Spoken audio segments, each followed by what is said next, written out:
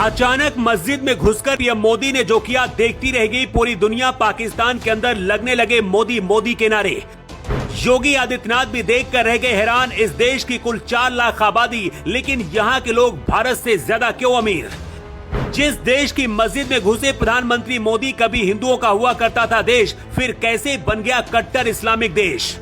जिस देश के सुल्तान से पीएम मोदी मिलने पहुंचे, यहाँ की आबादी सिर्फ 4 लाख है, लेकिन यहाँ के लोग भारत से ज्यादा अमीर हैं। इस देश में रहने वाले लोगों से टैक्स नहीं लिया जाता, पढ़ाई से लेकर दवाई तक सब कुछ फ्री।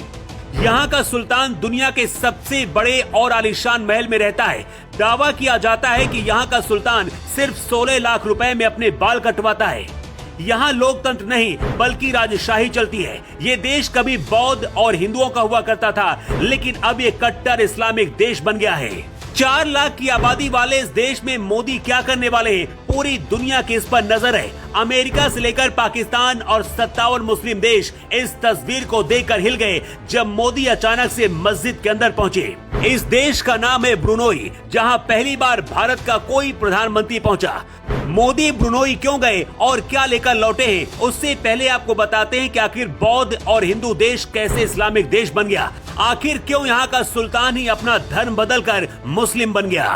ब्रुनोई पहले हिंदू और बौद्धों का देश हुआ करता था। इसे इस्लामी बने करीब 500 साल हुए। इस्लामिक देश बनने से पहले ब्रुनोई में हिंदू और बौद्ध समुदाय के लोग रहते थे।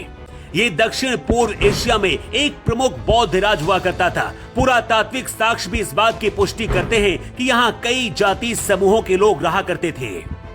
माना जाता है कि ब्रुनोई का नाम संस्कृत शब्द वरुण से लिया गया है, जिसका अर्थ है नाविक। ब्रुनोई में इस्लाम की शुरुआत 14वीं शताब्दी में हुई, जब यहाँ अरब द्वीप और भारत के मुताबिक व्यापारियों ने व्यापार शुरू किया। 1515 में ब्रुनोई के बौद्ध राजा अवांग अलग बेटाटर ने इस्लाम धर्म अपना लिया। उसने खुद का नाम सुल्तान मोहम्मद रख लिया। बाद में धीरे धीरे ये मुस्लिम देश बन गया। इसके बाद हिंदू और बौद्धों को भी जबरन मुस्लिम बनाया जाने लगा।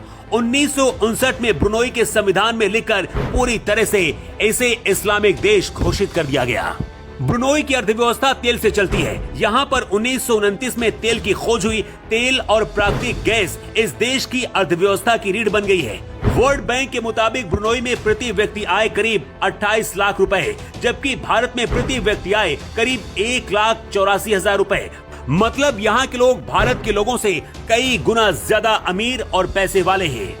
सबसे खास बात यह है कि ब्रुनोई में शिक्षा और स्वास्थ्य सुविधाएं मुफ्त हैं। यहाँ पर्सनल इनकम पर कोई टैक्स नहीं लगता।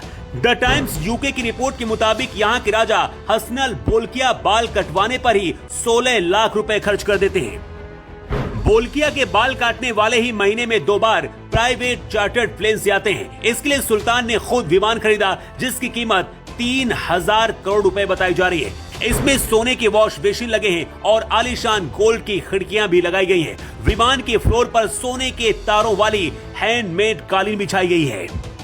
राजा हसनल बोल्किया जिस महल में रहते हैं, इसकी कीमत 50 अरब रुपए से भी ज्यादा है और दुनिया का सबसे बड़ा और महंगा महल है। शरिया का पालन करने वाला छोटा सा देश ब्रुनोई भारत के लिए अहम क्यों बन गया, इसे भी समझिए।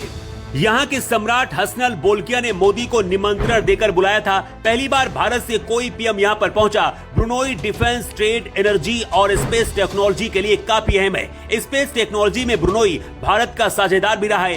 ब्रुनोई सेमीकंडक्टर बनाने में बहुत एडवांस्ड है। इसके साथ ही भारत को तेल भी देता है। साउथ